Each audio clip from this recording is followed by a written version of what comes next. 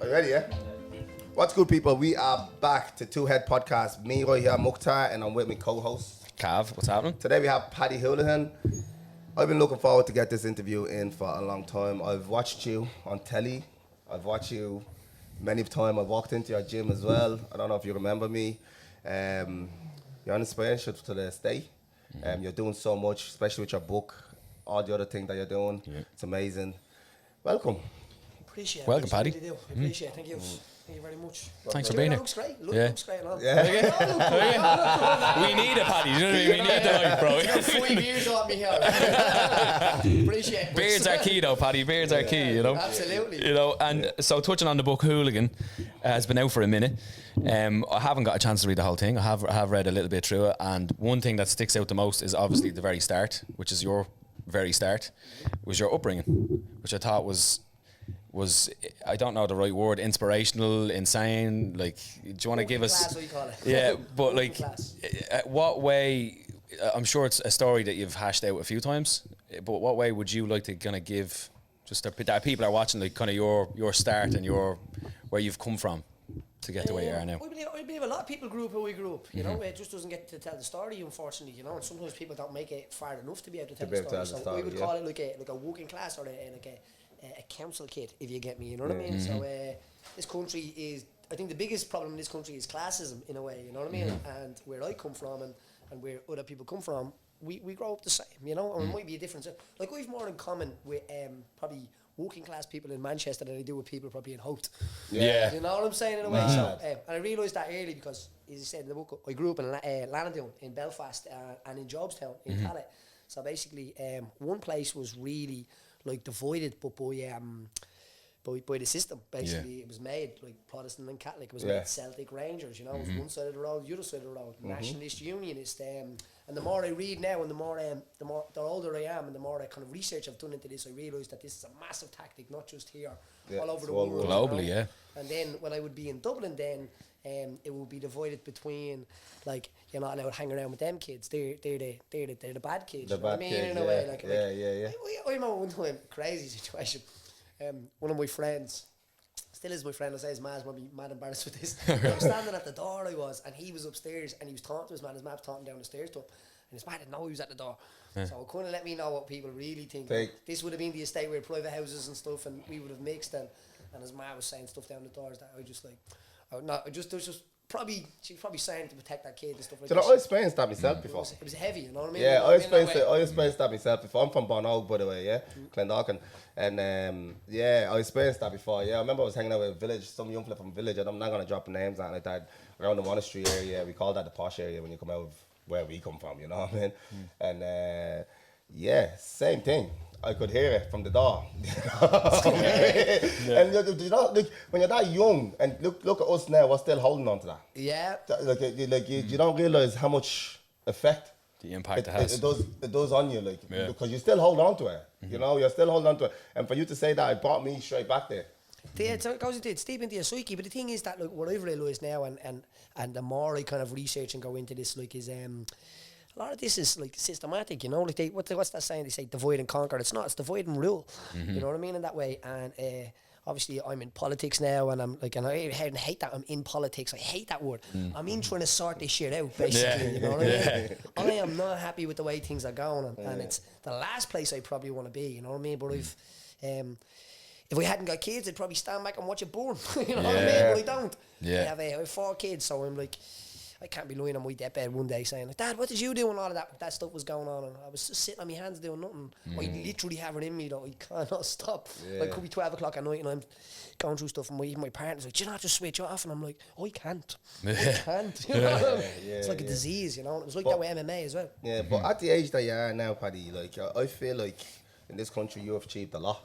Appreciate that. You know, I really do. I feel like you've done a lot. You've done a lot for your people, even like from the areas we came from, even you making it into the politics and all. I feel like a lot of people were really, really happy with that, you know, and a lot of people supported you in that field. People that understood you, do you know what I mean? Yeah. And like that's why the one reason why I begged to get you on this show, because I feel like me and you are alike. You know what I mean? We're all alike. You know what I mean? Absolutely. And we come from the exact same kind of area, and we're quick to be judged.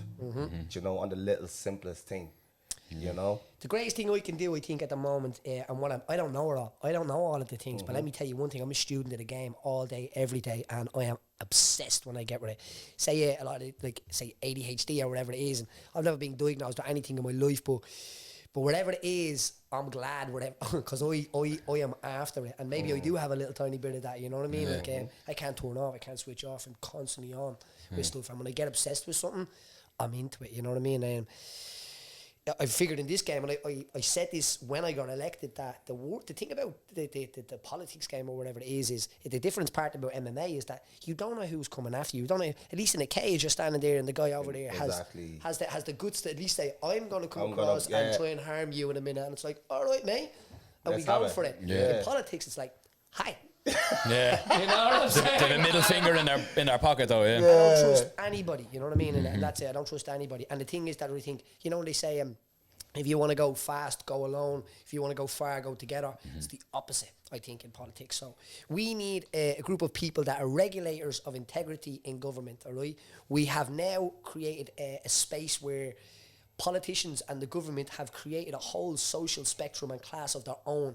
They live in this elitism now, you know, like the minute they get through that door in the Dail, it changes. You know, I've seen people that being like, oh, he's a good guy.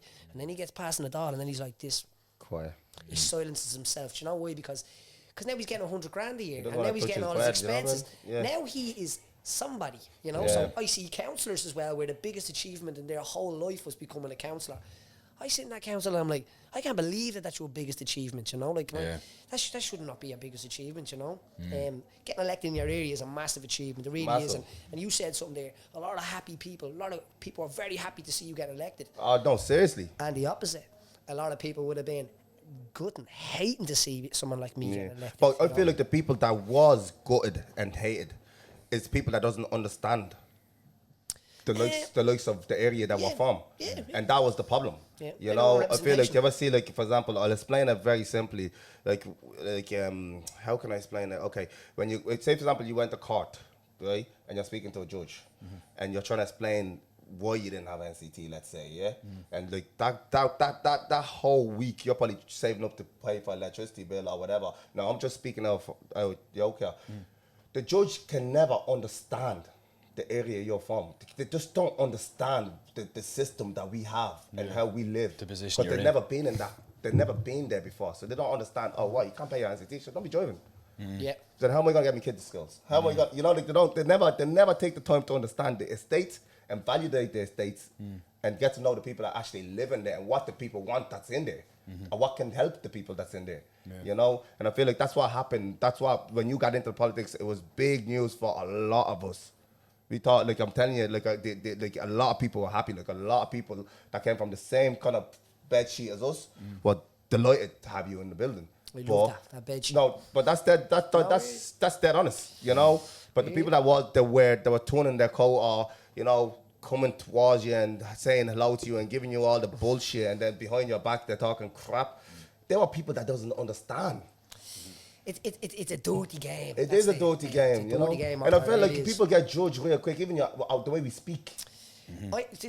You can go on Twitter and you can hear like I've been on shows that like right after I'd never heard something bad said about my name. Like people don't really say, they never really said negative stuff about me online. And then one time I went on a show and it was kind of like it was all too coincidental. And right after it was like, it was okay to bash me. Like, look how he says this word. Look how he said that. Look how he does this. And it's like, I am different, you know, and we are all different. We are a group of different people in a way, but we're all very much the same. I think the thing that puts us together is, as I said, it's the classism. It's the ideas. We need to get rid of that. When this all happened with the UFC thing and all, I'd have people saying to me like, oh, you're all right. You know what I mean? In a way, like maybe like you're not like the rest of them. Do you know what I mean? In a way, and I'm like, that's not cool to say that. That's absolutely not okay. Like, that's not all right to say. That's fucked up to say that. Yeah. You know, so the idea was we kind of broke down a lot of doors where I would have spent times in different groupings of people and stuff like that and all. And I realised that we are the same. And even in that idea of that, like, to say what I'm saying, I don't want to be saying like they're all like, it's not like that. So it's whoever has the loudest voice basically that can make whole groups of people think that everybody thinks like that. It's like it's either black or it's white, but it's grey most of the time. You know what I mean? It's that grey area. It's always going to be different, you know. And I tried to figure that out. And the thing about politics is that they know it's grey, but they drag it to one side or they have this thing like the left or the right. Or the right, left or the right, yeah. You're far right, you're far left, you're like, I don't trust any of them. I'm in the middle. Yeah, I don't think anybody but them are that way. In the middle, you've actually put a jersey on. You put yourself into a place where it's like I'm centre, middle, right, left, centre. A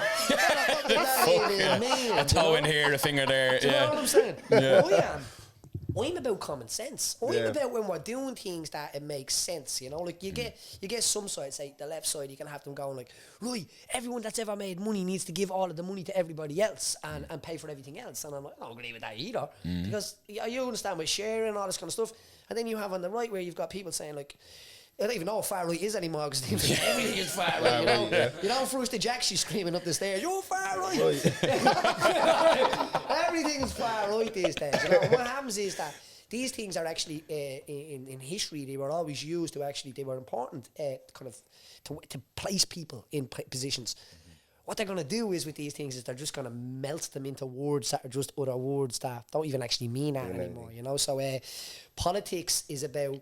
Right now, as I said, it's become a big, huge grouping of people that the minority of the people who are in politics, you'll see it. The minority is always in that money in that group. You know, it's in a small amount where the majority should be spending the money. I don't believe in straight socialism as well. People say, well, it's got to be. I don't believe in that either. A lot of the German situation that came about with the Nazi war was brought in through socialism and stuff like this and all. It can get extreme in anything that we're doing, you know. What I'm trying to do as an individual is I'm trying to show people that you can. People say, well, what can we do, Paddy? Brilliant. The other side just won. They want you to think that you could never beat them. You can't do anything about it. You are powerless in the corner. And what that's done through, it's called weakness. It's a British imperialism tactic, and it's always been used. You weaken your enemy. You make them so weak and so feel like they can't do anything about it that they'll never do anything about it. And anyone that does rise up a little bit, snatch them, bring them over to your side, and then look at the rest of them and say, "Do you look what you can do?" When you get up to the top, if they can't win it, they will control it. So basically, say theoretically, we are in a situation now of say, look, where it's probably going to shift now. It looks like things are going to turn, right? So everything that has been pushed the last little while, everything that's been, people are starting to fight back against. The people who controlled that side for a long time, if they see any shift in a way of where that is now going to turn, and that other side is going to be the ones who are winning, they will do everything they can to control that. It's the vision, you know. So they control both sides. They want you to wear the jersey. They want me to have a blue jersey on, you to wear a red jersey. So me and you know where they stand, and they know where you stand. They own both teams. It's like someone owning Manchester United and Liverpool. They don't care what jersey you wear, as long as you wear the jersey. So this is my tip to people: is don't wear the jersey. Don't wear the jersey. Be you. When people ask you questions about, like, I get questions that I even said to you coming in here. People say to me, "Are you for this or are you for that?" They're weird questions. You know what I mean? They're loaded. They're fucking loaded questions as well, bro. You just made a statement. You know what I mean? And the idea is that you've now divided yourself, and as long as they can keep people into little places and little positions, through history, you will see it. They will always divide us. Whether it's Catholic and Protestant, whether it's white and black, whether it's Irish and immigrant, they will divide you. Whether it's left and right. Left and right, yeah. So they need to cut you into places, you know. So my thing, what I'm trying to do is I'm trying to break down these walls and be like, now listen, we can do this. And we need to run this island for the majority of the people of this island. Whoever wants to call this island home and who's willing to come here and work, I agree with that. And the people who are here who are willing to work, that's who I'm here. And I'm trying to represent that. We can do something. I don't know everything. I don't know all about economics and stuff like this. But there's some part I have that they will never have. I have that kind of like working class instincts, you know what I mean? I can tell if somebody's probably a greaseball or somebody's really genuine. It's better education than most formal shit anyway. 100% emotional education, you know what I mean, in that way. And I'm fairly educated in what I do, but I don't know it all. So someone could come and ask you a question about something that you're not really you don't know the topic of, and they can base your whole intelligence on that. So you need to be careful where you put yourself to be shot at. You know what I mean? In a way. 100%. So I come and ask you, say about footlocks and heel hooks. Like, we don't know that about football, footlocks and heel hooks. You know? So sometimes they can base your whole intelligence on just that. on that simple question. They don't give you the wide spectrum. So what I'm trying to do is show people that it's the civil servants that run this country basically, and the ones who say the council come with a planning a part A for a housing estate or something like that, and the councillors don't really have a lot of power over that. But people might think, oh no, it's like the guys in the government, they come up with the ideas. They don't. Some of them have 7 advisors. If you have 7 advisors and you are wrecking this place how you are, you need to question yourself, you know. Imagine having 7 people to advise you on 7 different topics, things, and they're experts in that. And some people, they will know sometimes, or say the housing crisis in a way. They have been advised by experts that if they kept introducing the policies that they were doing, that would get worse. And they did it anyway. And then there's the other situation we went through where they were like, oh no, the experts say now the experts say, you have to listen to the experts. But who the fuck are the experts though? That's the fucking thing. They decide who the experts are, you know what I mean? The guys who were getting the funding, they call them the interests, you know what I mean, or, investors, or they'll call them like invested interests. Yeah. It's all they just make the 2 words together. They're just fucking it around. It's invested interests. You mean they put money in and they're wondering what you're doing with that money and where it's going. So could be say a climate bill, and it's like, right, we've got invested interests now. They get I put questions in and say, okay, are these independent groups that are basically advising the government on climate? And they'd be like, no, they're government funded places. You're like, well, where are they ever going to imagine someone's funding your podcast here, and then coming in, but I have to give you critical, or you're funding them, say, and they've got to give you criticism on this podcast. They're probably going to want to keep their job. Yeah. So they come in, it's shit, ruin it all. You have to take it up, and they expect to get that funding next time. Oh, people are humans too, you know. Fucking hell, man, brilliant. Sorry, boys. That's good. No, bro, that's exactly. Man. That's exactly what we're looking for, though. Yeah, it is. You're putting the work, bro. Yeah. So, when just trying to get as much information across as possible. Yeah. So Yeah.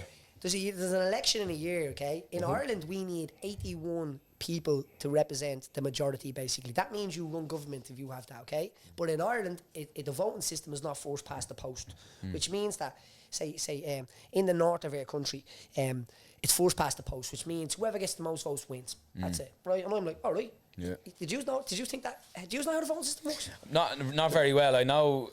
I kind of have an idea of vaguely where you're going. Right. Do you have an idea? No, not a clue. That's where we fall down. They don't teach that class in school. No, fucking right. But see, at the dinner tables, maybe a different side of this city, that's exactly what's talked about. Yeah. That's where the education is given down, you know what I mean? I grew up without father. A lot of my friends grew up without father. We didn't grow up in a family unit. But a lot of, I think, if family units and stuff like that, and I'm not saying all things are perfect outside where we come from or that like that, or my housing estate, and I don't want to even use words that kind of like the voice of. But education is key, like, and everything. 100%. So how this works is you go to the ballot box basically, and you will have a ballot, and you'll put your numbers on that, and you can put 1 to 20 on that if you want. But sometimes people knock around your door and they'll go, yeah, and people feel like they need to fill in all of these. Yeah. So if you vote number 3 on, say, somebody that you actually don't want to vote for, you put a number beside his name. When 1 and 2 go through, basically, that becomes another vote, becomes surplus, basically. So surplus transfers. So a number 3 actually matters now. So we have a very complicated thing, but it's one of the best. Yeah. It is one of the best in the world to be able to find out who is the best. Yeah. But that's what you just touched a light on there. Like that, you're dead right. There's not many information about that. Not many young players or many of my mates that we know that anyone that even have that knowledge on voting. And the reason I know it because I was already elected. I know. In the account state, I was elected, and someone's going to me like, how much surplus and all did you get? And be like, are you going to ask people to vote number 2 for you? When I was walking around, I'm like, number 2 is for losers. What are you asking? One all day, baby. With a stupid mentality, do you know what I mean? Yeah. And people are like. And then I started realising when the counts went through, and it was like, now my votes then. So we had surplus basically. So we got enough votes to get me in, and then my votes were transferred into other people then. So they were using them now. So if there was a number 2 on that for them, or a number 3 or a number 4, and then I started going, hold on, now we started understanding. They're my votes. Now we understand, they're my votes. And I'm like, so my job's going to be basically in the next little time with elections and stuff like that is to try and use platforms like our own stuff like that to actually educate people. And people go, oh, I'm not into that politics shit. Why do you see when your bins are not getting collected tomorrow? That's politics. Yeah. You know what I'm saying? Yeah. So what we need to do is we need to register to vote now. We need to get lads to register to vote, and you need to go and vote. And what age can you register from? You can register from 16 years of age. Oh, yeah? Yeah. So this shit should be taught really in school, like. Yeah, listen, they own the schools. They ain't teaching you. It just keeps going, though. It just keeps going, doesn't it? It's deep as shit, like. It's taught in other schools. It's probably not taught in me in your school that we went to, you know. So Well, I'm from Drogheda. I never got any of that shit either. I don't know nobody in their school that vote. So I don't even know any time they've asked us to vote. do you know who the biggest party in the country is? The non-voters. You fucking serious, bro? Biggest party in this country is the non-voters. We have people in government the right to have 11 seats, basically. 11 seats they got. They got 11 people going in, and now they're part of running the government. They get to say whatever goes on in this country. And not only that, they're down at like 2% now, the Green Party. Not only that, they sunk this country, they did. They sat there and signed 64 billion away to the banks. In the middle of the night, we were all in bed. We probably didn't even know about this. That you got debt, I got debt, we all got debt. They sat there eating chip or drinking cans of Coke around the table, crisis table. They had a choice to sign away to bail out the banks or to bail out the people. Iceland bailed out the people. They jailed the bankers, and the people didn't get the debt. But we bailed out the banks, and they gave the banks tax-free for 20 years or something like that as well after it and all. But the guy who's in there running that party now, and it's getting rid of all the cars, and he drives a Jeep, and getting rid of the turf, but he'll never go cold because he'll always has his. Yeah. He's in there now making the decisions again, and he sold us out. But people forget this because they did it through the idea of like, oh no, we're the Green Party. We're not like them. We just care about trees and plants and then all of a sudden they get in there and you'll see them making deals with China Drill and stuff that are some of the biggest polluters in the world, and it just doesn't make sense because we're all arguing about Kim Kardashian and TikTok and TikTok or left and right or shit. left and right shit Yeah.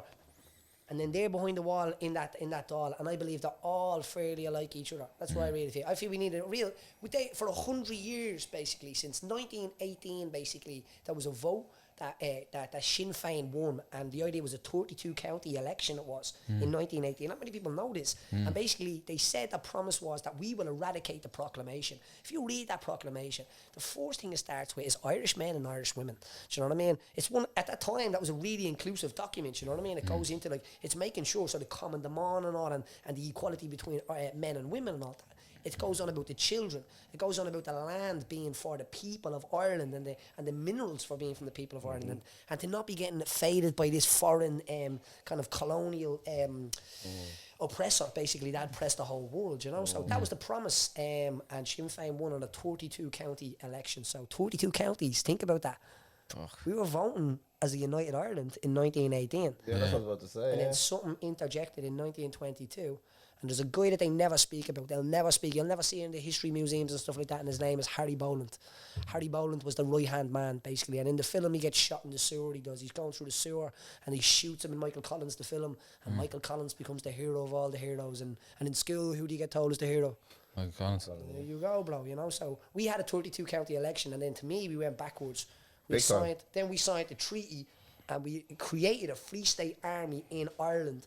If we had just beat the British Empire, why would we have to create a Free State Army? Yeah. Because anybody who opposes it will be getting the raft of the new controllers, basically, through the Free State. And you look at the Irish, you look at the proclamation, it says the Irish Republic on it. But what are we known as? The Republic of Ireland. That's a different company, bro. Yeah. It fucking is. It's Trading under fucking, totally different You know what I'm company. saying? Yeah, So people, man. people don't really recognise some of this stuff, you know. And as I said, like I'm a Holohan, okay. Holohan means hooligan, which means proud man. My granddad taught me. Irish, yeah. I never met my father, but my grandfather taught me. My grandfather fought in the 35th Battalion, basically, which the Battle of the Tunnel in Elizabethville, in the Congo. Okay, very clever man, so switched on. He had seen real live combat. He's been there. He carried his friend home, Andrew Wickham, basically after being shot. He carried him back to base and stuff like that. And my granddad was my educator. He lived around the corner from me. I'd sit with him, and he would tell me, and he planted seeds in my head that I've only opened the last little, like. Yeah, showed me things, brought me to graveyards, brought me to the mountains, and it's like, it's weird because I'm a man now. Like I'm 25 on Tuesday, and I look back and so I can still hear him in my head. I can still hear his voice. It's like he is guiding me and pushing me. Yeah, you know. that's fucking I'm amazing. here to stay. They're gonna come at me. I've said this before. I ran as a counsellor. They're gonna come at you, me. yeah. I am the most probably attacked counsellor there is out there. I had an email off News Talk, so I haven't replied by the way, but this is your reply. Do you want to come on and talk about scramblers? Scramblers? No, I don't want. Yeah. Oh, in the States? Yeah. Let's come on and talk about scramblers. No. Do you know what? What about the housing policy thing that I just got passed in January, basically, that called on the council to buy all of the HAP properties and RAS properties with tenants sitting in them so they don't have to become homeless? Let's do that one. We had 50 in January, boys. There's now 101 up for it. That's one lad on his own. Do you know what I mean? And they'll go, oh, no. So we passed that motion in January. Haven't heard any phone call off them Dail about that. Scramblers? They want to talk about scramblers. So, Scramblers? so this is what. So there's a field up here way basically that's being kind of taken over by bikes and stuff. It's in the middle of a housing estate, and I'm calling for I passed a motion the other day to regain this field for the community. But the idea is that I'm saying these lads need to be brought back to the respect and the idea of the pride of our place. I said this can be done. It's not about like they're bad, they're good. It's like let's make a place for these guys to go with these scramblers. exactly. You know, let's get this kind of I won't say policed, but kind of if someone's doing something in your house in the state, if somebody was I don't know, say a tree of hope or a grave or something, and they were doing something to it, someone would walk by and go, here. Yeah, give it Yeah, step back in the hand. Yeah, and what? And that's the best. I don't want to say policeman. That's the best way to get the kind of the true respect, the true honour in the place, and that's the kind of road I was taking. You know what I mean? So, but I'm pretty sure that interview would probably be like, Paddy Holohan says everyone, and everyone's like. Yeah. You know what I mean? And all of a sudden it's me on the newspaper smashing every working class person that's on the scrambler, you know what I mean? Yeah. But you understand the situation, you know, so if you want to talk about the housing, the tenant in situ project, call me. we can do that, you know. I said, listen, they don't ring me, they don't want to talk to me about it like that, they want to talk to me about bad stuff, you know, that's it, you know. They always wanted to put your state, basically where you come from down, basically, you know what I mean? That's like when you're talking, when they even to just ring you and say scramblers, we all know that's the council areas, you know what I mean? Horses, if they didn't say horses, we all know exactly what's coming from that, you know what I mean? So, no, fair play to you for picking that up straight away. See, they'll test the water. Bulletproof. See, that's the thing, man. they test the water. They'll test, and if you bit, you know, it's mad, isn't it? So what they just did to Kelly Hardigan a little while ago, you know, this is what they do. I'm telling you, it's like if you're not agreeing and you're not, if I was out screaming, put your mask on, take your vaccine, do this, do that, you can bet your bomb dollar I'd be up there. Like I did, with my book, I never even got offered on RTE. I was never even asked it. I think two guys called Two Johnnies wrote a book. Yeah, Two Johnnies. RTE. No, I'm fair play to them lads. I'm massive respect to them and like that. But come on. Yeah. Give us a show. You know, absolutely. I was no. Why? Because Are they afraid of what you're gonna say? Yeah, they ain't pushing up there someone that's gonna be speaking out against them. You know what I mean? Like I want equality and I want proper equality, not this not the equality of right. You have to believe everything I say, and if not, you're a bigot and you're this and you're that. It's that's not equality. You can't even have that conversation. You know what I mean? Because if you start having these conversations, you start coming after you know what I mean, in that way. A lot of conversations are off the floor now, you know what I mean? You know that and I know that, you know, and people say, well, you should do it, and it's like, I have 4 kids, I have my own business, I have all this stuff, I've got a bit going on, you know what I mean? Yeah. And when it does come around, I will have them conversations, and we got to start slowly, you know what I mean, in this way, because we need to bring back the art of debate. We need to bring back the idea of you disagree with something, I disagree with it, but that's all good. Yeah. It's all good. You know what I mean? That's not the way it is now. Yeah. These days, it's like this kind of it's like these I want to say bullying, but bullies can usually fight and defend themselves, but it doesn't really come from. It doesn't feel like that to me. It feels like this, it feels like this kind of this mental attack, and a big group of people together will attack you through WhatsApp. They have a WhatsApp group. They're you're ready to get them. And I watch it happening to people, and it sickens me. If they're trying to cancel somebody or something like that, you'll see the same people going on and right at the same time. It's like they have a WhatsApp group and it's let's get them, you know, in a way. And if they want to cancel you, I've seen people going, it's grand, don't even worry about that and all. And then it's happening to them and the whole world is coming down, you know. But it doesn't really, it's not real. That's all I said. It's not real. Seeing that stuff is happening when people are coming. It's not real. Make sure there's a great, about the lie and the truths. Did you ever hear that story? No. About the lie and the truths? So the lie and the truth, the lie says to the truth, let's come and bathe in this bath, basically. And the truth goes, oh, all right, so they go and they take off their clothes and they're getting ready to get into this bath, right? And the lie gets in and says, oh, it's lovely and warm, it's brilliant. So the truth gets in, and when the truth gets in, the lie jumps out, grabs the truth's clothes and runs out into the street. And the truth runs out angry after him and starts screaming at the lie.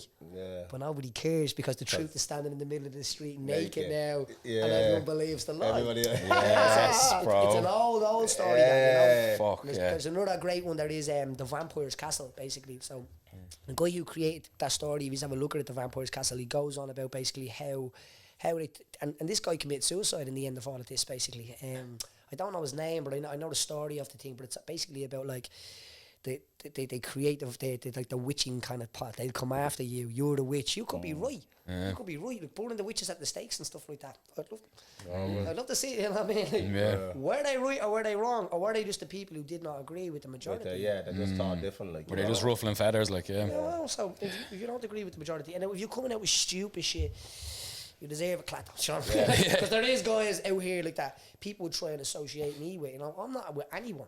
I'm an individual father, Irish father here in Ireland. Basically, my generations are in here, and I want this country to do well for everyone who calls this Ireland home. And I'm on a mission now to try and get there to say, listen, we can do it. Let's get up the hill. We don't need to be saying, but when the politicians decide that we're going to do great. That's what you get from people, and I'm like, no.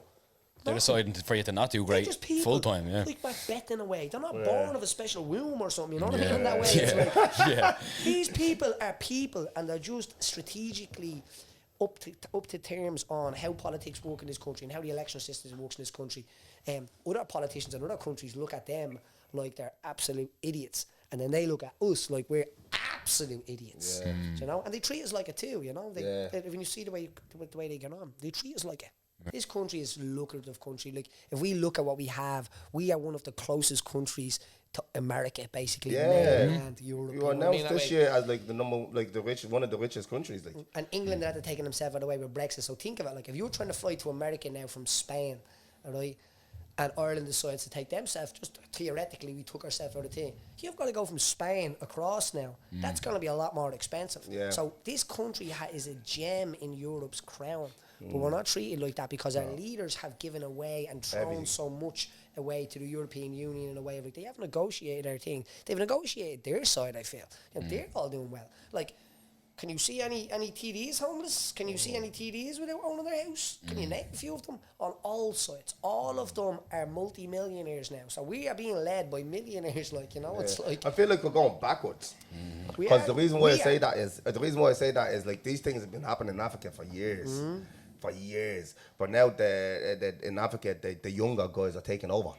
And now they're starting to push the older dudes out and taking back the diamond cage, you know, the oil and all. They're trying to take, and now they're not letting Americans actually just come and storm and start taking things anymore because there's younger lads at the very top of it now. So that's that cycle that I was talking to you about. Good times, hard times. That's what happens. I feel like Ireland's going backward from what I'm not being listened to there now. You know what I mean? And it's sad to say. What age did you start MMA? 18. Oh, you started late. Very late. Yeah. Very late, yeah. Wow. And at what age did you realise, okay, this is what I want to do, like? At the time, my girlfriend was pregnant. I was in school, and I just didn't want to do what everyone else was doing. You had your kid at 18, you know? Yeah. 15-year-old, I have a 16-year-old in December, yeah. Wow. He works for me now, that's how I You were thinking, bro. You were thinking. That's fucking brilliant. And he got what did he got? I got emergency tax this week, he did. He's like, what? You didn't know what was So I started a few weeks now, he is. So works That's me class. on a Saturday, give him jobs at the gym and stuff like that to do, and then get down and monitor them and treat him like it was his boss, you know what I mean, in that way. And when he does it, I give him a pat on the back. And when he doesn't do it, I'm like, mate, that's your first warning. Let's see how many you can get up to. Now he wants to get. Now he's like, can I get another job now? And it's like, so we're going the right direction. You know what I mean? He's a good kid. He is. So Turning, his name is. So Turning means turning og. So the land of ever youth. Do you know what I mean in that way? So when he came, it was like punch in the face. I just had this abundance of energy to get after it all day. It's never stopped since. You know what I mean? You have to. And so with him, basically. And then I just get into it, start training in Rackcool, basically, which is like a small little gym, which is crazy that you now run the gym that we went to after that a long way around. That's what the one, man. Yeah. Sometimes I've sat outside that gym for a few minutes and just being like that, just reminiscing driving by, having an hour on me time, and some crazy stuff happened in that gym, mate. That's a special building. Buildings hold the soul. Oh, you can feel that shit though when you walk in there, can't you? The energy in it is crazy. Oh, we bet they shit out of each other in that gym. The energy is crazy. That's amazing. We broke my nose not in that gym. Still broken because hopefully we of that. get you down one day and have a look at it anyway. And then get a session. Yeah, definitely pop in, Yeah, so I got stuck in then, and then basically I started fighting, and I went 9-0. So, and then I went to the Ultimate Fighter, and just kind of went from there. You know what I mean? I just kept going. When did you get the call from UFC? About 5 weeks before UFC Dublin. It was crazy. I'd actually won tickets. Oh, about 5 weeks before Dublin. Sure, listen, no, I was on that card in my head 12 weeks before that. So I was already so trained. you only got Already ready, 5 yeah. weeks. I was in camp already. People saying to me, when are you fighting next? UFC Dublin. They were like, yeah, you have to get signed. Yeah. I hadn't. Yeah. You manifested. I said, that shit, I'll be fighting someone in the car park if I have to. There's no way you're doing that without me. But I won tickets to UFC Dublin in a poker game before it. I was there. way. Or something like that, you know what I mean? Yeah. I'd won I was there tickets, for that fight. and then I signed the thing, you know what I mean? No one would have beat me that night, no one. Yeah, I was there for that fight. Me and the missus. Yeah. You were. It was Oh, fucking place was nuts. full. No, walking out, I was like, It was great. Yeah, that's the shit. Great. It was that like, wasn't even in my body at that moment. Yeah. That's what I felt. It wasn't even in my body that time, you know what I mean? Like, and then like obviously Conor done the main event and all, and then Conor being like who he is, Conor's an incredible general. He's always been an incredible leader amongst us, you know what I mean, in that way. So we're in that dressing room, we're looking down. It's like we were here 5 years ago watching somebody else make this walk, you know, and it's like to anybody out there, the kids and all these things. You gotta believe in yourself. You like, do, and you man. really, like, if you don't believe in yourself, how do you ever expect anyone else to believe in you? You know, and you gotta ask yourself: is what you're doing? Is it authentic? Is it honourable? Is it these type of things? You know, are you leading people to the slaughter for your own gain? You're kind of deep down know it, but you're like, man, I'm doing all right. You know, like, you know. So you gotta. To me, it's about these things. You know, where as I mentioned, Conor there is like. To me, Conor's like an incredible person, and the idea of I'm like, a big fan. and of who he is basically is this true heart, you know what I mean? Yeah, This no, I've been pure, around true him a few heart. times. I've been around him. You know, anyone's been around knows. Yeah, I've been around him good few times. I've been to your fight in Vegas as well. No, Dad. He said when I had take part, that was right after the Dublin show. You know what I mean? He mentioned every one of the boys under him and stuff like that and all that. So that's like where everyone else is wrapping the towel of glory around himself. They're not thinking about anybody else. Absolutely. You know? That was an I special did. thing. I've witnessed, like, I feel like he has a genuine heart, and like a lot of people misunderstand him, but I feel like he Conor for me is like the creme of the creme. He's the general. When it comes to, but even being in his circle for how big he is, it's. If he's drinking, we're all drinking. No, I'm a fan. I'm a big fan of him. I'm a big fan. And Keith Joyce was the reason why I got in there as well. He opened the door for me as well, to me, Conor, you know. So I was very respectful in that way. But what I wanted to go with you is I wanted to ask, how did it feel when you realised that the medicals came back from UFC and your blood type wasn't... It was heavy. Just Yeah, they had to about let 2 you weeks go. away from my fight. I was in Iceland and all at the time, so it was kind of coming down the thing. Were you in Joki's gym in Iceland? What's his name? Mjolnir, Mjolnir, Mjolnir, yeah, that's what it's yeah. called. Yeah, so Thor's hammer. Yeah, is what it yeah, stands yeah. for. You know what I mean? Gunny. So we went out there in Yeah, camps and stuff like that. yeah, So I was yeah. out there we were out there for a month basically, and it was like 2 weeks before a fight. And all. Yeah, it's just heavy, bro. I say it was. All the work you put in. Sometimes even now, I thought you can't even find the words to explain it. It was like everything was just going so well, and it just kind of like it got rid. Now, and it was I'd done a main event. I'd come on off a loss. I was ready to get back in and get after it and stuff. And it was like, and everyone else was on. Like to me, the biggest power of that was I'd lost in UFC Dublin, basically the second one, main event. A lot of things, no excuses. But it made me realise I can win and lose and still do really well at this sport. 100%. Yeah. And it kind of gave me a freedom that I was like, I'm going to go for it even more now. Am I right in saying got your a chance. first UFC loss still one fight, didn't I? Yeah. Yeah, so that's there, like, fucking perfect 50 example. G's. Hey, red panties. Yeah. Because I remember when him and Conor were in the UFC, and it was like, you know, the telly, the thing, the media. I was watching the Unbedded, you know, all that shit. Ariel you know, Helwani and talking to the boys. The energy of it. Yeah. You know, like knowing the two lads are from the same areas.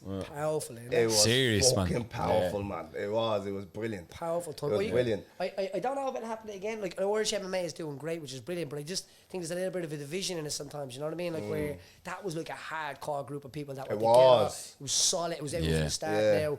I just think, say, even if lots of people sign, they're all signing from different gyms, so they're probably going to have to be kind of like one-upping each other, you know? Like, where I think we were all, every single one of us had a character. If you have, like, say, Ashton Dail, you Colin Pendred, myself, Gunny, you know, there's a good few people there, you know, and even people that never went to the UFC after that. Like, there's a lot of different personalities there, you know. So be yourself and believe in yourself and walk your ass off. And let me ask you this: so how did they break it down to you? Like, how did Dana and all approach you, or was it even Dana that approached you? That's way above Dana's. Dana's thing would be like, get us sorted, basically, you know what I mean? And we had to try and get a letter basically to say that it was going to be off no doctor in the world. If I asked a doctor now, said, would me allowed to say it's safe to fight in a cage or something? No, but I felt like did I read somewhere that you actually knew? So you had going as a into kid, the fights. So you had as a kid, I did basically. Well, not that I had it as a kid. I had it all my life. It's a really rare blood disorder, but it doesn't really affect me. Yeah. It's like it fell into a category, basically. That they had on the contracts or something. No, be kind of like, I don't know. Say if you lost a toe, but you're falling into a category of having like one leg. You're like, no, it's not kind of like, you know? Not, but it's like, toe, like, yeah, no, we just measure from the knee down. From this down, So it's blanket kind of so statement it was kind shit, of like that. And then when you're even, like, if it was something with a lot more now, it's a really, really rare blood disorder, you know what I mean? That, like, it's about clotting and stuff like that. And it just never happened. I tried my best. I tried this specialist, that specialist, all sorts of stuff, you know? It's just... Yeah, but the sad thing about it is, the worst thing about it is that we get to see people who... You got signed with. People that you were probably ahead of. And then coming in as well, like... No, never even that. Like, to me, I have a beautiful ability to love everybody. Well, now that sounds bad. And even people that... I love people doing well. Like, I never see someone doing bad and be like, that should be mine. That was never in me. Even as a kid, it was never in me. I had this mad ability to get... It could be a different gym. It could be somebody else. I love people, and that's it. And I love people that get on. I hate people that don't do the work and that are getting all the things. I will speak out about that. Yeah. That was a guy that got signed before with the UFC, was an Irish guy. In the lockdown? We don't know him. Is that in the lockdown, was it? Yeah, I don't know. I think it was, maybe. I know what you're talking about, but that's not showing. That's not, no, that's what I mean. That's what I mean. But even people saying to me, you're just bitter. You're a bitter, and it's like, mate. You've no idea. You don't know me. You're like a father. Yeah. You didn't put in the work, so no. That's right. You can trust my word in a way like that. If I'm saying something like that, it's definitely not coming from a place of like where I'm like, I am blessed, lads. I am blessed in my life. I'm the first win on Irish soil in the UFC. That stuff's forever, you know what I mean? Yeah. I have had a beautiful career. I came up with some incredible superstars and characters of people, and it's like, if someone could do my career again and do that, I think if someone could say, like, this is what you get, here's the package, and we fast forward in time and you're there now, I think 70% of people would take it, 90% of people would take what I have, you know what I mean, in what I have from what I did. Not everyone gets into fighting and makes it, you know what I mean? And I mean make it, doesn't mean like even get to the UFC. It's like, have you got stability after it? Have you got your wits about you? Have you got your integrity? All of these things, you know. They're all the things. And come to say that, what do you think of one championship? Yeah, I think it's a great organisation as well. It's massive. All of these organisations, there's so many opportunities for people now. Is there many Irish getting into the one championships though? Craig Coakley just got Craig Coakley just got his contract there, he did, and Craig Coakley's vicious. He's an incredible guy. He first fought in MMA gloves, basically full tie rules, and he won the tournament to get in there. Yeah, so and say Craig's a guy that would meet a lot, or meet around and stuff like that, and his coach Collie and all, like, and man, I was happy for him the other night, like he was me brother. You know what I mean? Look, I know what that means. Yeah. You know what I mean to him? He's just like, I'm going to change my life now. 100%. And not only that, his whole getting behind his whole community behind him and all, and that's 100%. That's what it's about. It's really authentic and it's really earned and deserved. You know what I mean? A lot of people would say like one championships would be a lot harder than UFC. The ring is bigger. The more, like, I don't know, I feel like they're more juiced up or something on that, man. They are on the next level, man. They're drinking extra water. I was actually going to say that, they are dipping gravy in that, man. One of the things that really annoyed me would be about people still fighting and stuff like that, would be people who got banned for steroids or PED use. Yeah. and they're, oh, my ban is up and I'm back in the UFC. And straight back in. I had something that didn't affect anybody else. It only affected me. And it's like, right, let me be a sovereign man and sign that piece of paper to say I will take all the responsibilities on that. And it's like, no. But if someone was injecting something and then punching someone else in the face, they should be banned for life. It's this, not tennis. You know what I mean? Like, if somebody wants to do bodybuilding and do whatever they want to do, whatever, we don't. You're all man. But when we start punching other people and taking opportunities away and title shots and money and half a check, like you get paid like to show and then you get paid to win. So if someone's getting $100,000 to win and then you do something basically like a PED and then that person loses, like say Cody Garber did in a way. Cody Garber got knocked out against TJ Dillashaw and I don't think he's ever been the same since. And then TJ Dillashaw got popped for EPO and then basically all he did was his ban, got all his surgeries done while he was doing that, fixed himself up basically, but then came back and fell apart because he had to be really careful about it. So came back in his first fight, I think he dislocated his knee. Recovers, come back, second fight, dislocates his shoulder. Now, maybe got about 10% of my respect back. So I don't know if you've seen that fight, did you see it? No. Not that one, no. Shoulder just keeps dislocating, lads, and he will not stop. His arm is in his corners, putting his arm back in. Oh, I'd be getting sick of that shit, bro. And I was kind of like, well, you get 10% back. 10%. 10%. But that was kind of the idea of like that would annoy me more than anything else. You know, I'm really happy for people doing well, and the Irish scene is buzzing now. I just would love to see it a little bit more like unity in it, a more united approach towards the pro game. You know. Brilliant. Do you have anything, or do you want to keep going ahead? No, keep going. Go for it. Yeah, go for it. With that, you came home. You are still a celebrity in a lot of areas because what you've done, the foundation you lay and the gate, you, Connor, or whatever, that was signed at that time. You've opened the gate for a lot of Irish fighters. that path, yeah. Big time. And then you dropped your own gym up on the Belgar Road. Yeah, so we dropped the gym. We actually went in and looked at an investor on the gym at the time.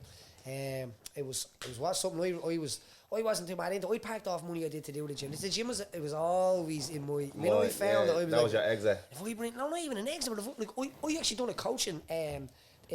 All my coaching qualifications at about 20 years of age. So I'd been in Canada, I'd done it in Vancouver Tech over there, I'd done it through in Ireland here, in coaching leisure management and stuff like this and all. So I'd done all that. I wanted to be a coach way before I wanted to be a fighter. I was coaching football from a young age. I love coaching. Coaching is my gift and my calling. And right now, I've been developing fighters for about 6 years. It takes about 10 years for your stable to kind of like spill, and then it starts developing itself even more and stuff like. But we've done some incredible things already in 6 years, you know. Like, I don't take fighters on. Someone comes to me and says, "I'm at to be fighting with such and such down the road. Now I want to train in your gym." I try to stay away from that as much as possible because I like to take people that come in. They're like, "You know what, I wouldn't mind doing something." They're about 19, they're like, and you can see, and then you see them sparring. They might be too good, but they have that, like, they don't quit. They're a fighter. That's it. Give me that, and I will show you some. Show me someone that has a fast twitch and maybe has a little tiny bit of weight on them and doesn't really believe. I'll give me him. I'll make him an absolute warrior. Do you know what I mean? In that way, and the rightest one where he'll come up through, and other people are watching and they're getting inspired by it. It's like, what's happening here? And then I'm into that. Yeah. You know, so and so what? So the one on the Belgar Road, yeah. So we moved out of that gym. Yeah. Why? What happened? Just kind of fell apart. The guy that was at the time was kind of like an investor. He hadn't. He doesn't even know about MMA. Do you know what I mean? He didn't know anything about MMA, and my own coach at the time didn't really back me on it. I was put in a situation I didn't want to be in that situation. Really, I did it. I was like, this is not working, and I was kind of like, right, well, goodbye.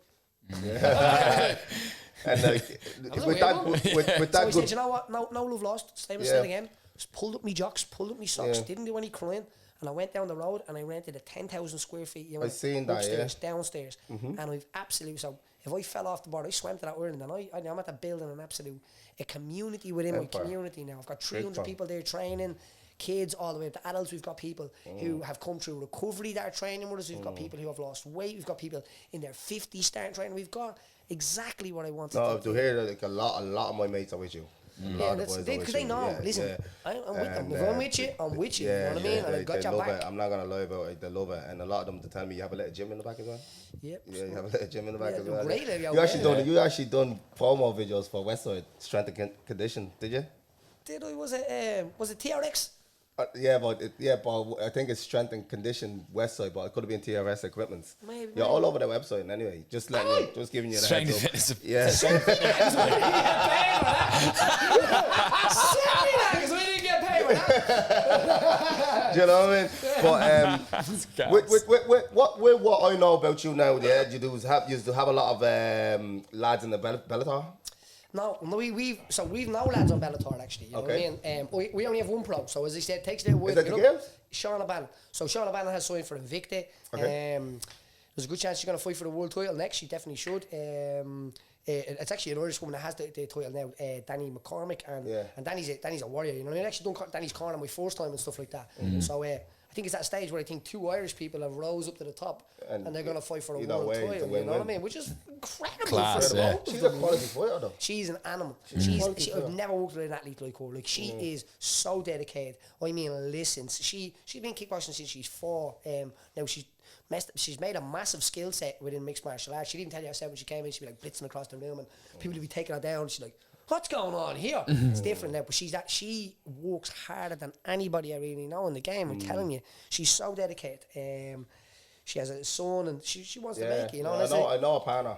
Maybe I'll reach out to her and see if we can get her on board. She'd love to come on board. Yeah, that'd be cool. She's an incredible athlete and a good person too. You know what I mean? Yeah. So I think she's going to do incredible things in the sport. But so she's signed with Invicta, which is the biggest female organisation in the world. Brilliant. And then the other, we've got 1 or 2 more guys now that will be probably touring in the next year or two. So I've got a Moldovan lad named George Grovats, and he's incredible, such a great athlete as well. You know, and you've got other kids. I've got Yosef. He's him and his friend came in. It's actually a bit of a sad story. Him and his friend came in. The 2 Muslim kids basically come from the Muslim community, really respectful and all. But his friend and one of our students at the time, Azam, was in Dundrum, and he got stabbed. And do you know what? That come to say that a good friend of mine was his cousin, and Mohammed, like one of the lads, like.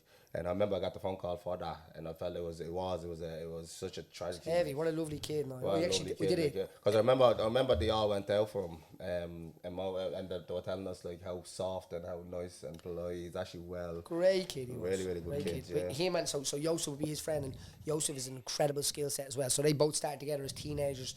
But Yosef's definitely had to fill into being a man now. You know what I mean? And there's lots of talents there, and lots of like lads like. Working together. So if I forgot anybody, you know what I mean. There are about 300 of them. You mentioned me. Okay, guys, so this podcast is brought to you by Personal Record. Personal Record is Ireland's best and greatest, latest gym accessory brand. This is a limited edition equipment. You can only get this at Champions Gym. We have wrist wraps, deadlift straps, knee sleeves, and elbow sleeves. Limited drop means if you don't get in on this first drop, you're waiting until the next one comes out, and that's not on you, that's on us, and we won't be sorry for that. So make sure you get yours now. Personal Record, Ireland's greatest gym accessory brand, helping you beat your best. There's a lot of things that you've said today that have stuck out positively, obviously. One of the ones that stuck out the most, though, was when your son was born, and you had that. Now we all know that where it's like dad strength, where you're just like, right, I have fucking shit to be doing here. Like, there's like there wasn't a timer, but there is one now. You know. Yeah. But even just from fighting, like one of the very first pages, I think, if not the first page of your book, is you spitting blood on the floor and turning to your man and going, "Is that it?" Like, and your man's going, "This dude's fucking crazy," but and inside you're shitting it. Yeah. But so that's like that was young. So like, it's obviously renewed with the birth of your eldest, but that's obviously something that was just in you from youth, from birth. I'm a ginger too, you know. The fighting Irish. I won't say my newest daughter, but my youngest daughter now is 7 months, and she's the only ginger of all of my kids. Wow. Really, yeah. And you can see it. Yeah. My partner would be like, "Why is she making that noise?" No way, bro. She would be like, but that's just the ginger. No, she's not crying, she's just growling. Yeah. She's growling. She's like, "I think she's growling at me." I'm like, "Growl back her up." Yeah. Keep this going. Fucking right, yeah. But so, Yeah, no, it was also always been in me, yeah. It was Stephen Carr, remember that lad that fighting, and I was like, but actually, we're good mates, we still talking. It's serious, yeah. Yeah, so I remember, like, he was a small fella when I was growing up, and I hung around with lads that were older than me, you know what I mean? Like, even in the gym and all, like, I had a lot of failure, but succeeded in the time I needed to succeed in the arena or whatever it was, you know what I mean? And it kind of like correlated to me, like, a lot of failure equals success, where people start correlating, like, success equals success. It's not always there. Sometimes if you're getting that much success, you're probably not working hard enough. You're probably pushing yourself too low at a bar. You know, so like when I was sparring in the gym, it's very rare I'd won a few rounds. You know what I mean? I was only saying this to the lads last night, like probably lost lots of the rounds, you know what I mean? But then when I fought, I won them all. You know what I mean? I was loads of first round finishes and all, because the way I used to look at it in the dressing room, and I say this to one of my guys as well, basically when they get into the cage, they're like, just imagine that it's not such and such in training, because someone might be a little bit better than somebody else, and they're like, and they're suffering in a sparring round, and I see it, and then I say it's not, and they go, that's a good point. That's something I learned, because I used to say, at least it's not Connor, at least it's not Philip Mulpey, at least it's not one of them animals, and I get in and I fight someone the same size as me. No bother. You know what I mean? So that kind of, I used that as a motivation, and so same idea with life, you know what I mean? Yeah, brilliant. It was like you've got to just fail a little bit, you know what I mean? Yeah, to learn. Just succeed to learn. And do you think that was a big driving force in? Now again, I've only read the homework on it, but the Ultimate Fighter, Tate Rousey, that was about a year before your debut. Yeah. What was that chunk of time in between there like? Is that where you would have drawn an awful lot that from? Was there uncertainty in between those two? Like that was a missed shot, or massive uncertainty in that, because it was actually an injury in between that. So I'd ruptured a disc in my back, basically, my S5L1 at the same time in that fight, in the Ultimate Fighter, basically. So I remember feeling it happened. I had to be thrown over. I felt this tingle in my butt cheek, basically, in my glute, like my pimformis thing. It is like your piriformis, yeah. I didn't know though. So flew out to Vegas, basically. I had this rolling my leg, thought it was just like a knot or a cramp or something like this, basically. And then in that fight, I got pulled out from the cage. I remember feeling like, it felt like cold water running down my leg, basically. That's what it felt like. It was weird. And I'm still in the middle of the fight, and I'm kind of like pulling myself to the cage, and this guy was just wrestling me. He wasn't hitting me. I was hitting him. Actually, the rules go, I actually think I would have won the fight now from strikes, because they only count strikes. They don't count the grappling anymore, no? Grappling is only a change of position, basically, in the rules. So if someone gets taken down 5 times, but that guy lands more shots, it doesn't matter who gets taken down anymore. Right. So unless they're getting slammed and you're doing damage with the takedown. So you get people getting frustrated, but it's like, man, you don't know the rules. Yeah. You know what I mean? But back when I was fighting then, that time it was takedowns counted so much more than that now. Yeah. So basically, I came back I had to come back on the plane lying down, basically. I was in bits, and it was another one of them. It was a failure, but it was like, I went to Dana straight after the fight, and I said, Dana, 125, shake me hand on that. Right, at the table with Rousey and Tate there, right, and I shook his hand basically on that. He said, yeah, all right, yeah, 125. Man of his word. Yeah. Man of his word.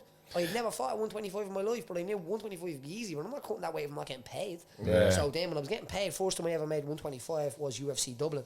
I was getting paid for it. So that was me arriving at my weight class basically, but at the right time, you know. So yeah, that when I came back, I was in a bad place, man. I was in a bad little place. Yeah, the doctors were giving me painkillers and all this kind of stuff, and I'm not into painkillers or anything like that. I just knew, like, if I do painkillers, I'm gonna have weight on me. I'm gonna end up in a different place. I'm not aged for this. So I struggled hard there. Like, there's a part in my book basically where I'm going over collecting my son basically, and I'm trying to bring him back, and my leg starts going, my back starts going, and I literally had to sit down on the ground and tell him, like, you got to run over and get your ma. It was really an embarrassing moment. It felt like a failure. It felt so weak. Yeah. I was hard, you know what I mean? And like, it started raining. I'm sitting there. For fuck's sake. In the field, sitting down. No, bro. Only waiting for a car to splash a puddle over you type of shit, yeah. Yeah, so I got the surgery, and anyway, so a doctor named Keith's in it, an absolute saviour. He was like an angel. I met him, basically, and he said, yeah, sound, no, but I'll do the surgery, cut it on. I was like, right. So we did it. I was grand, perfect, back to life.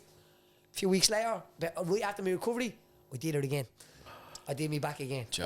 Yeah, so I went. I was like, they're going to tell me now it's done. The whole career's done. I'm over. I was 9-0 at that time. I'd won loss in the Ultimate Fighter, but it doesn't go on your record. I was 9-1 or whatever, which way people look at it. And then I went into his office, and I'm like, and he's like, oh yeah, that's normal. Don't worry about that. We'll do it again.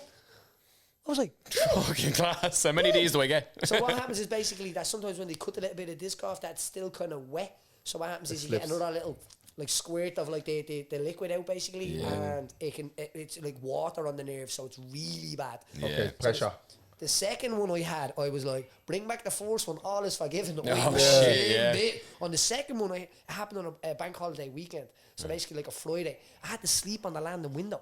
I couldn't sit down, boys. I couldn't lie down. For 3-4 days, I had to stand up. I couldn't sit down until I got to the hospital, basically, and I was like, I couldn't bend, I couldn't fit, and it was torture. I remember one night, like, I'm lying on the landing window with my pillow. People say, how'd you sleep on the landing window? Because it was up at a right height that I was able to lean on it. Yeah, similar to me family home, Yeah, so I put my pillow on it, basically, and I was actually comfortable one time, and it gave me a little bit of relief. But I remember, like, in the middle of the night, like, it was dark, and I was just crying. I was just thinking, like, I need to make this. I can't, this is not it. So we done the surgery on the 13th of December.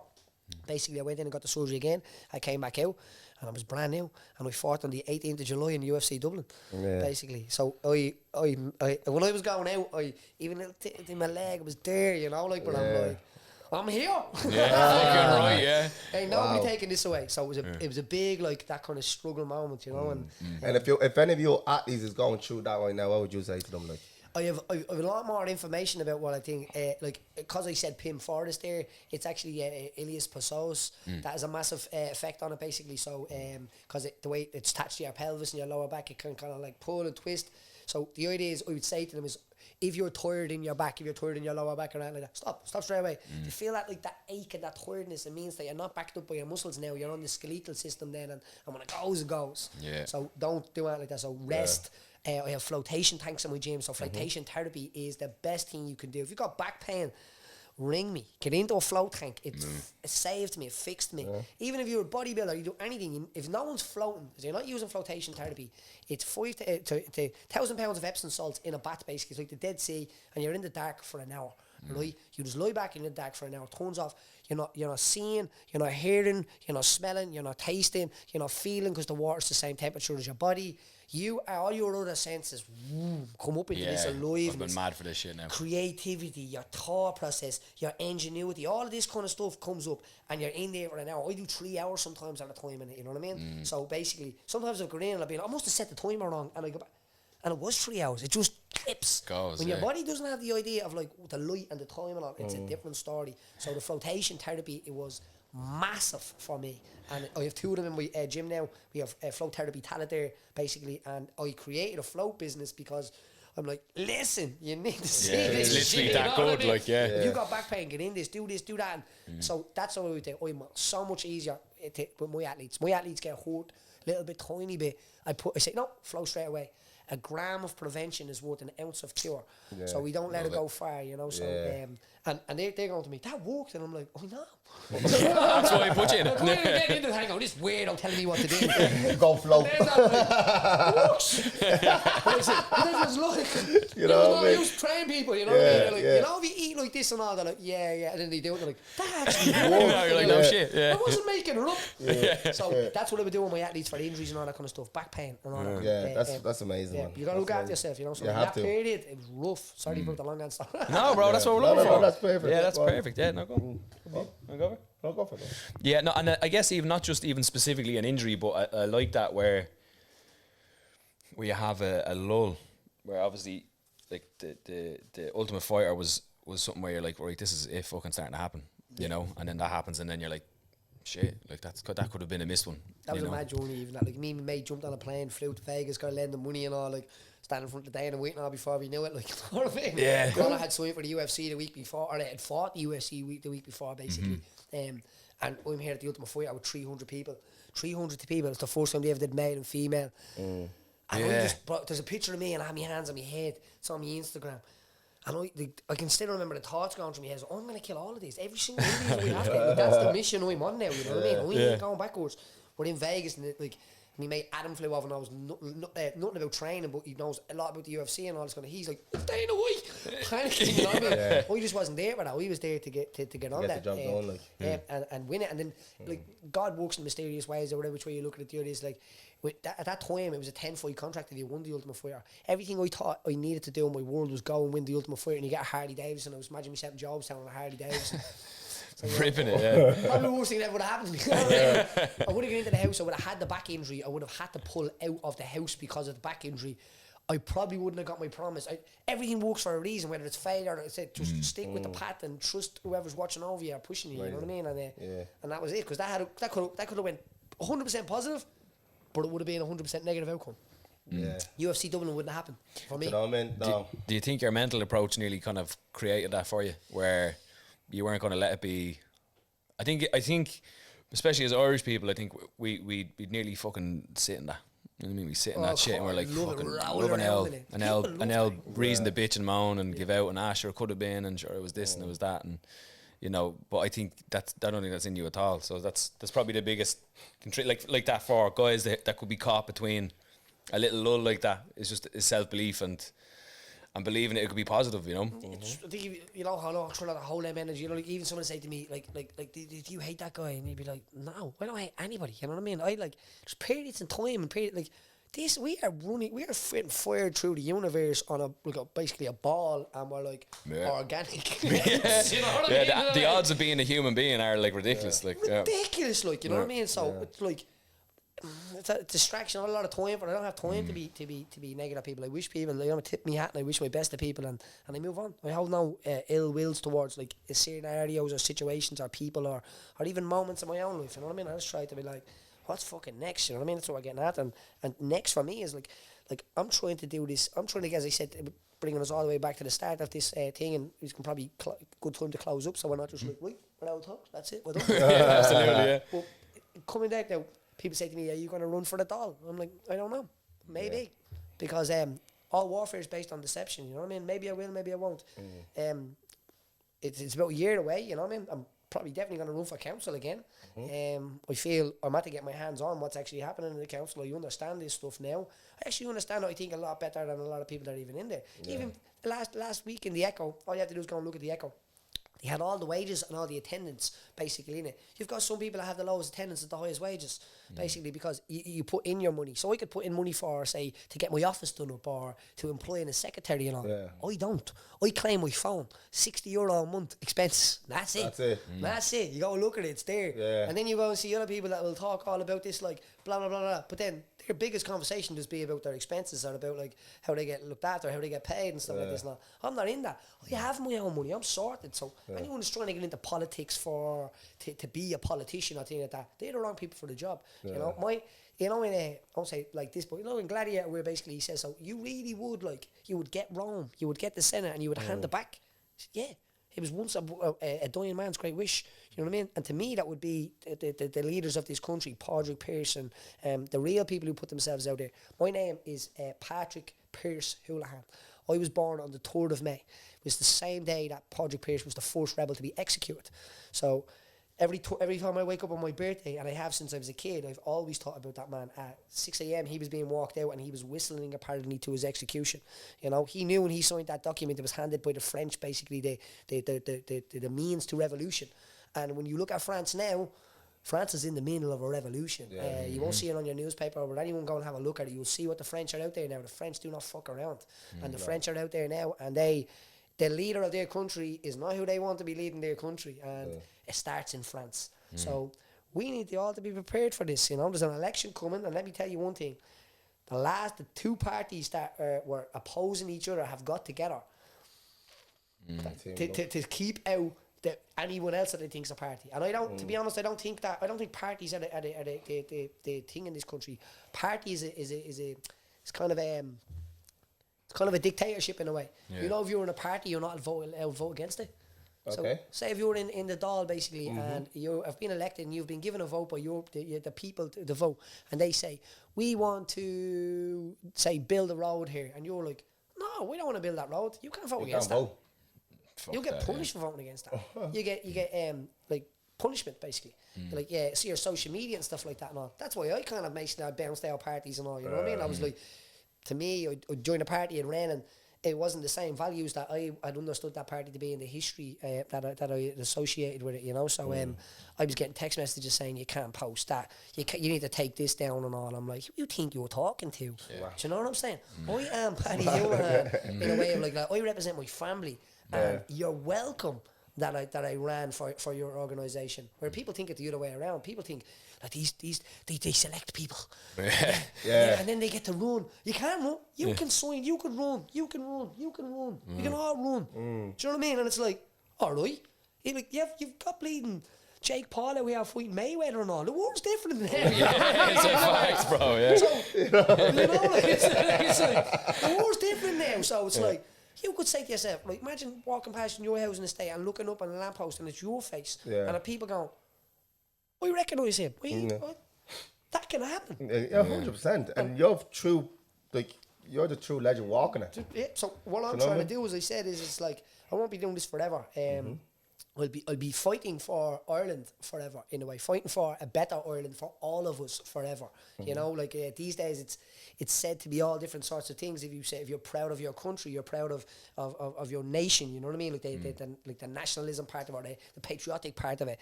It's like no, that's you. Like Taoiseach sat and said, I don't want to be associated with a backwards idea of sovereignty. And if you Google what the word sovereignty, the actual can you Google that there? Google the meaning of the word sovereignty and then read it to us there and you'll see like what it is. Imagine making a statement like this. Sovereignty is like individual countries' freedom, the ability to be able to control yourself for the best efforts of yourself. Supreme power. Yeah. Supreme power. Yeah. Of yourself, individual. Yeah. So your supreme power in yourself.